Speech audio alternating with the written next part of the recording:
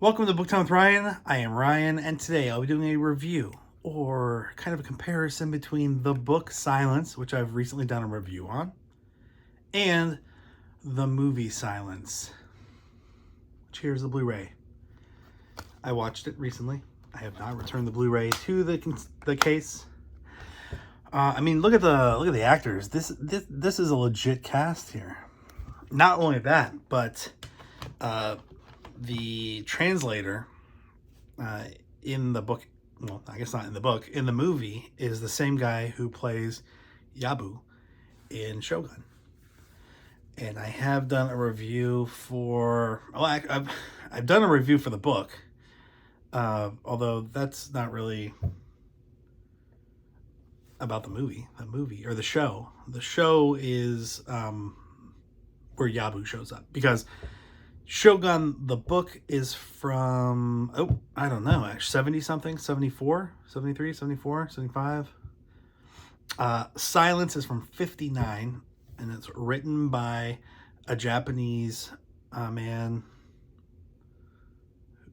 who I can't pronounce his name. Just watch my review of the book. I'm not going to go over the book much. A couple updates. One, a week or two ago, we had to go out shopping. Diane was at work, and I had my daughter and the dog with me. And we figured out that there are places that allow dogs to go in. Now, that's not surprising. PetSmart's one of them. That we already knew that. But we took her to Lowe's, which I had already discovered earlier. They allow pets, all pets, not just service dogs. Our dog is not a service dog. Our dog is the opposite of service. She is something that you have to service. Then we went to eat. But we left her in the car and she slept. It was in dog mode, so it's okay. She was getting air. And then we went to Barnes & Noble. And Barnes & Noble allows pets. So Samantha went to Barnes & Noble. She got a Dogman comic book. She got a Dogman fleece blanket and lots of loves. She had 2 Happy Peas. Eventually, I just told them I can carry around the cleaning stuff. And then after I did, she didn't pee anymore. But that was a little embarrassing. They loved her. It was awesome. So I'll include a couple pictures from our trip to Barnes & Noble.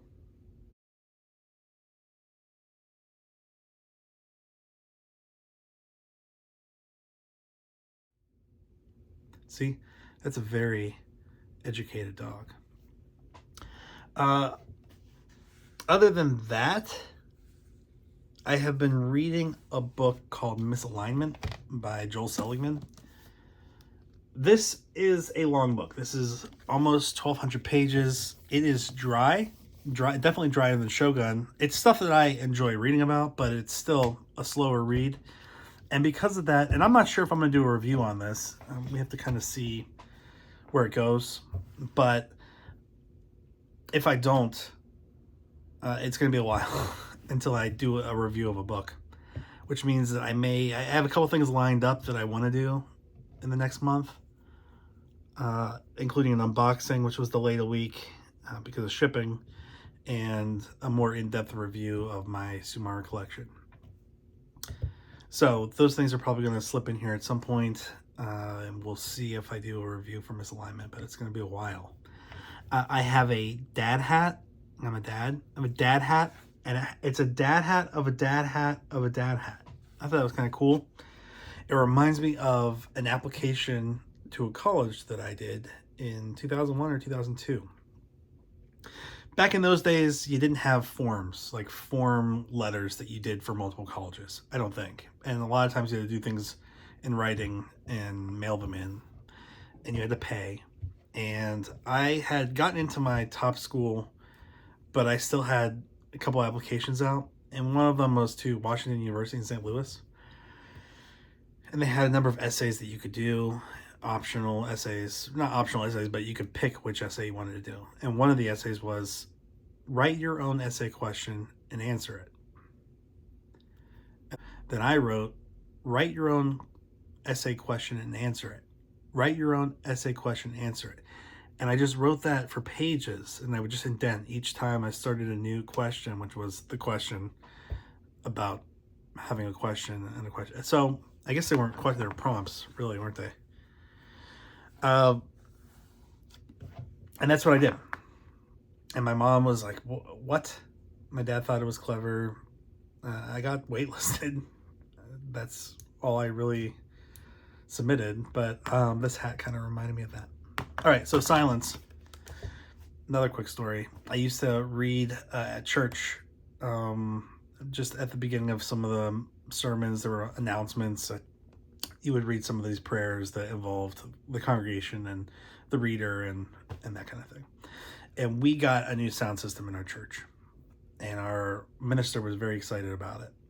So I'm up at the pulpit, and I'm starting to read, and I mentioned the sound system, and then I started doing this, which I felt the minister was far enough away, everyone was far enough away that you couldn't tell that I wasn't actually speaking, but I made it sound like it was getting cut out. So it was kind of like this. But Ryan, silence. It was probably better than that, but it sounded like it was cutting out. I almost was going to do the very beginning of this with in silence, something like this.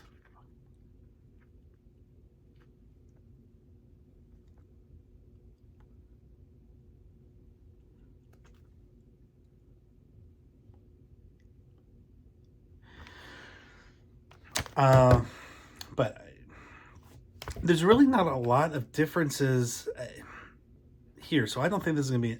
It's already 7 minutes into this video because of all the other stuff I've talked about, but as far as actually comparing the two, I don't think there are a lot of changes, a lot of differences, but the ones that I felt really stood out, I'll mention. Remember, the book was published in 1959. This movie is from 2016. I love the movie. I saw it in the theater. It was powerful. I hadn't watched it since, and I watched this in 2 days.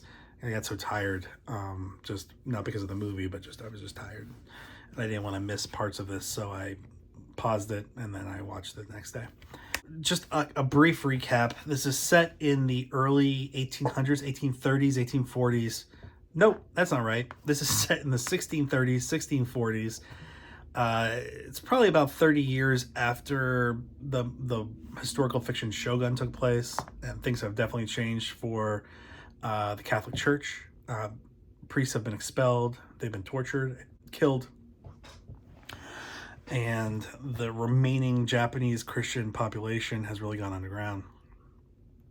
I mentioned this in my review of the book, but really the Christian religion only makes up less than 1% of religions in Japan today. So it really hasn't taken hold as it has in a number of other countries, even in Asia. And I'm kind of reminded of that because I see a lot of Korean churches in my area, or at least the buses to them, and you don't see that for Japan. So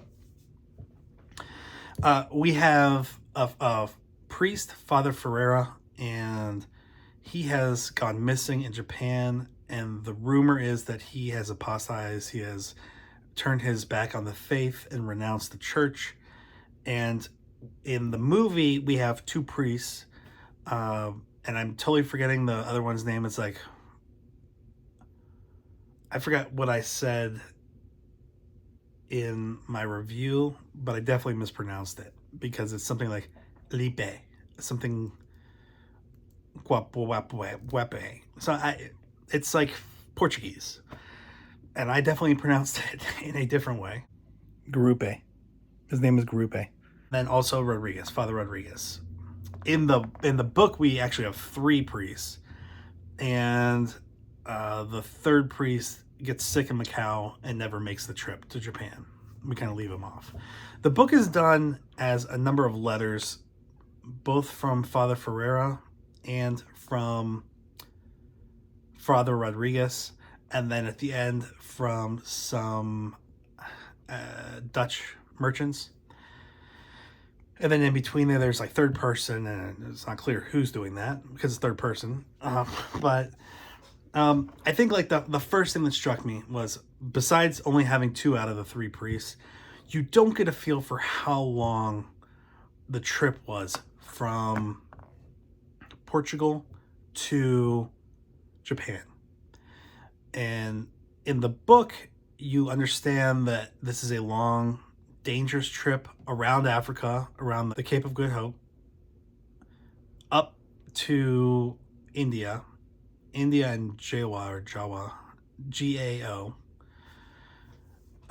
They kind of resupply, and this is where the church is kind of, it has its eastern headquarters.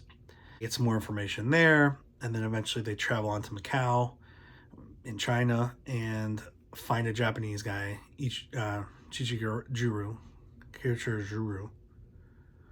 and they make their way to Japan. And it was at Macau that the third guy gets sick and stays behind. This takes years. It's a couple years at least from Portugal to Macau to Japan, and I don't think you get a good feel for that in the movie. It jumps around. Now I think it would be pretty annoying. There's a lot of stuff that happens along that trip that's not really that important to the underlying message in the movie, but you do get a feel for what a dedicated move this is. This is not something that you can just undo quickly, and it is a life-changing event, and there are many priests and there are many merchants that never make the trip all the way because they sink. And there are times during this trip that they almost lose their ship and they almost all die. So I think that is, I'm not sure how they would have worked that in the movie without it just being another hour. And I'm not sure, I mean, there are times where we get a feel for Rodriguez's faith and his questions, but it's not really a question of faith. It's more a trust in God at that point. Because he's being tested by nature, but he knows that the reward is eternal peace in heaven. So if something happens, it happens. But he's not losing people that he's ministering to. So I think that was one of the major differences for me initially. And because I watched this movie first and then read the book, watched the movie, 8 years ago, and then read the book, I think when I read the book, it was more surprising that there was such a lag between this happening to Ferreira and them getting there. So you have that. I think you also have a difference in the amount of time that they seem like they are isolated in Japan. Now, Kichijaru, whatever his name is, he helps them find a Japanese village that has Christians, and they're hidden in the hills. In the movie, it almost feels like they're a little impatient. They get really tired of sitting around during the day and hiding out. In the book, you understand that they're doing this for a long time. It's a long time, and that would get pretty bothersome. In the movie, it's kind of like, you kind of get a feel for that there's some passage of time because of their facial hair growth and just how broken down they look. But I think you don't appreciate the time that they're spending as much. And that also, I think the reason that's also important is because of the time that they're spending and the good things that happen while they're there, they start to let their guard down, and that's when they start running into trouble. In the movie, it happens much quicker, and you're just like, okay, well, maybe you shouldn't go outside and just hang out. It's gradual in the book. Kichijaru is pretty dislikable in both the book and the movie. But I felt like he was more dislikable in the book. Now, there are things that happen that I'm not sure if it's just the way I read it, or if it's because I came to the book with some expectations from what I saw in the movie. But one of the big changes that I didn't love was I felt in the book when Rodriguez finally confronts Ferreira, Rodriguez has more understanding. We also see him break down more, I think, in the book, just because there's more pages to do that in. Although it's not an extremely long book. By the time he sees Ferreira and he understands what he, Father Rodriguez, is going through, in the movie he challenges him and he says that he's I don't know if he said he was a coward, but that he is a disappointment. And it just, what happens is, in the book, Rodriguez has those thoughts. I don't think he articulates them. And he also has that internal discussion about what Ferreira has gone through. So there's a moment in the movie, and one of the most powerful parts of the book, I felt, was this discussion between the two. And from that discussion, I had the feeling that Ferreira had not lost the faith, but he was in tune with the reality of his situation and what he could do or couldn't do. And I felt like in the movie there was more challenges between the two that were explicit. In the book, it was more Rodriguez thinking about what they're both going through and how they're both discussed each other because they've both done the same thing. And that's why they really couldn't be friends, just because they're reminded of their own shortcomings when they see the other person. I felt like it was more challenging in the relationship, was more adversarial in the movie, which I didn't love that aspect of it. I felt like the book, Ferreira was kind of trying to teach Rodriguez about true love and sacrificing yourself and your ego and your comfort for the people around you who are not necessarily the most loved, but would be by God and by Jesus. And I felt like he didn't really get that as much. Also, because of the time difference, it's hard to understand why there's kind of a breakdown or the gradual approach that they took with Rodriguez in the movie, just because you don't have a sense for how long things are happening. But it's kind of hard to do that in a movie. The final scene, the big moment in the book and the movie are both powerful. I think probably more powerful in the movie, especially when I watched it in theaters. And it was something that throughout watching the movie again, I was waiting for that moment, and I forgot there was another moment. I'm not going to talk about what happens, but it's something, and I think you'll know when you get there. It's very silent when it happens. And then the final difference, the major difference, I felt like because of our point of view, you had this feeling that there was a challenge, that Rodriguez never gave up the faith, and that there were incidents where he was staying where people ended up having items, Christian items, that they were caught with, and there were trials, and sometimes there were really good explanations, but there were all these kind of questions. These questions came from the Dutch letters about, these Jesuit priests, that apostatized. So I really liked the way the movie ended. And this is going to be a spoiler, because this doesn't happen in the book. The book, it kind of ends with I feel like there's some suggestion that maybe Father Rodriguez was still maintaining the faith just in secret over all these years. But there was still some question. And the thing that happens at the very end of the movie is when he dies and they're watching his body before he's cremated, somehow the crucifix ends up in his hands. And it's a crucifix that he was given in that first town. And that shows that he was still holding on to the faith in secret.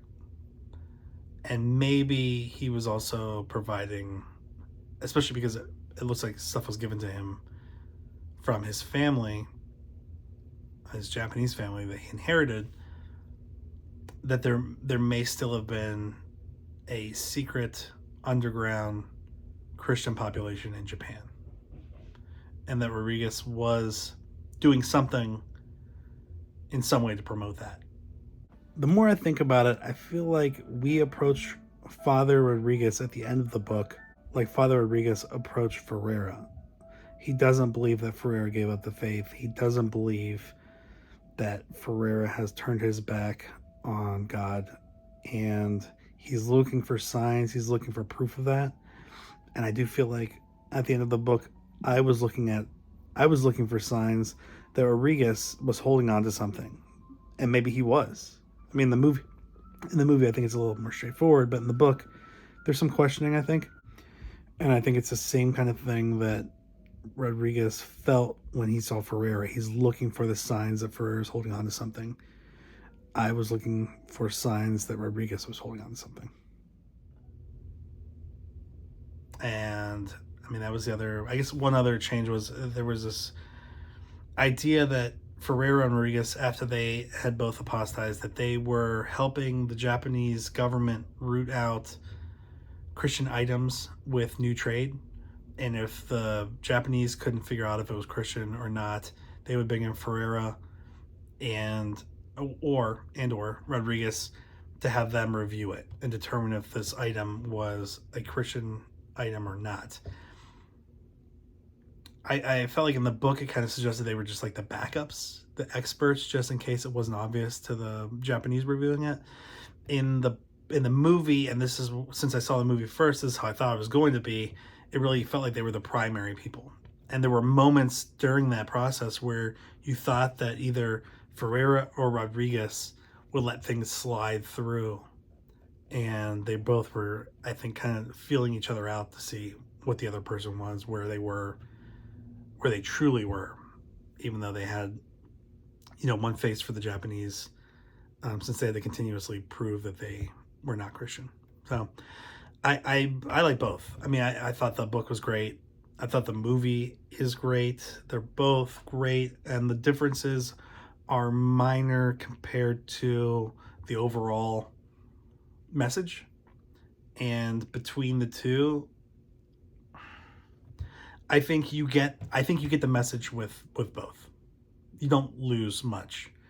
Maybe you lose some of the hardship if you only watch the movie, but you also get some pretty graphic examples of torture in the movie that you can just picture, but not accurately, fortunately, if you're reading the book. So either way, I think it's great. I think, if you're a Christian, that's great. Check it out. If you're not, it's an interesting look into a period of time by a Japanese author who was Catholic in a very not Christian nation, and how he dealt with his upbringing and his faith.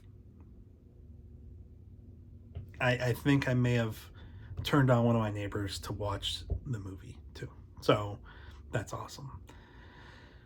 But it really could be for anybody, and it's just a really tough, powerful movie and book, and I recommend both. Still, after 8 years of not seeing this movie, still very hard to watch at moments, and the acting is amazing. So check it out, and I will talk to you